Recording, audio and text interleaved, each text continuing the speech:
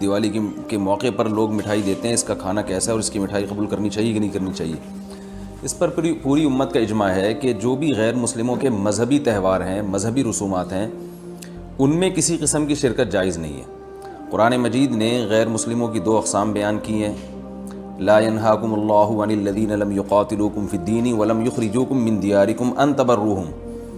کہ وہ غیر مسلم جو تمہاری دشمن نہیں ہیں، جنہوں نے تمہیں گھروں سے نہیں نکالا، تم پر ظلم زیادتی نہیں کی، تو اللہ تعالیٰ تمہیں منع نہیں کرتا کہ ان سے اچھا سلوک کرو، بلکہ اللہ تمہیں حکم دیتا ہے کہ ان کے ساتھ اچھا سلوک کرو، کیونکہ اللہ تعالیٰ انصاف کرنے والوں کو پسند کرتے ہیں۔ خود رسول اللہ صلی اللہ علیہ وسلم کی سیرت میں آپ صلی اللہ علیہ وسلم نے یہودیوں کی،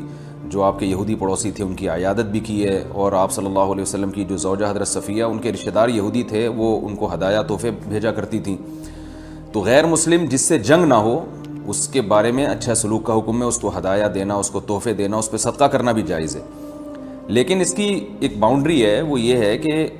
ایسا نہ ہو کہ آپ ان کے مذہبی معاملات میں، ان کی مذہبی رسومات میں شرکت کرنا شروع کر دیں، کیونکہ کسی بھی طرح سے ان کے مذہب کو اپریشیٹ کرنا، اس کی حوصلہ افزائی کرنا جائز نہیں ہے، کیونکہ یہ اس کی علامت ہے کہ آپ کو اپنے برحق ہونے پر اطمینان نہیں ہے۔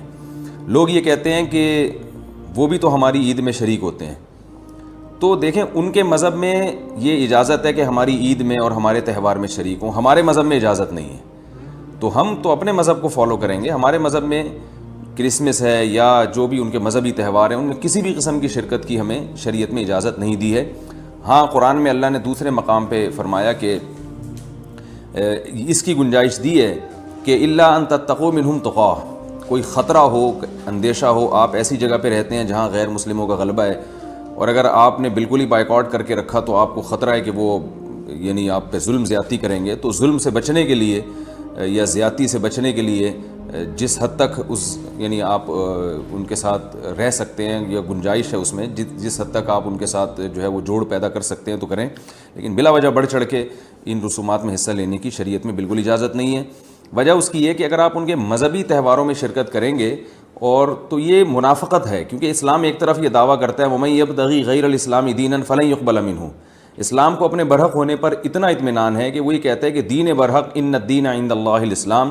دین برحق صرف اور صرف اسلام ہے۔ تو جب صرف اسلام ہے تو اسلام کے علاوہ سب باطل ہیں، جب باطل ہیں تو اسلام پھر ان کو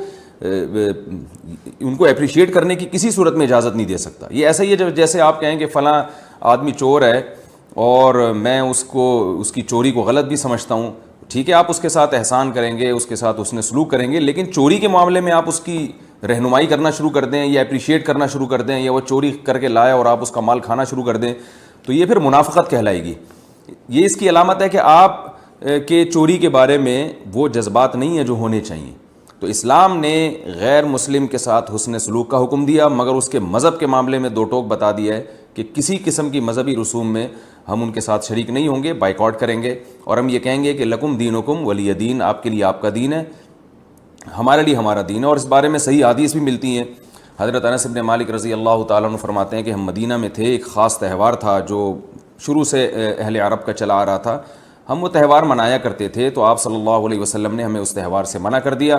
اور آپ صلی اللہ علیہ وسلم نے فرمایا کہ اللہ تعالیٰ نے ہمیں اس کے بدلے میں دو تہوار دے دیے ہیں، ایک عید الفطر اور عید الاضحیٰ۔ تو آپ نے یہ نہیں کہا کہ مسلمانوں کا تہوار عید الفطر اور عید الاضحیٰ ہے تو یہ بھی مناؤ، اور وہ پرانا جو آ رہا ہے چلو وہ بھی مناتے رہو، اس کو منع کر دیا، اور فرمایا کہ جب اللہ نے ہمیں بدلے میں اس سے اچھے تہوار دے دیے ہیں تو اب ہم ان تہواروں کو نہیں منائیں گے۔ تو تہوار کو منانا یہی ہوتا ہے کہ آپ ان کے ساتھ مٹھائی میں شریک ہو جائیں یا ان کے ساتھ رنگ رلیوں میں شریک ہو جائیں، کسی بھی طرح سے شرکت ہوگی تو وہ منانا ہی کہلائے گی، لہذا اس کی اجازت نہیں ہے۔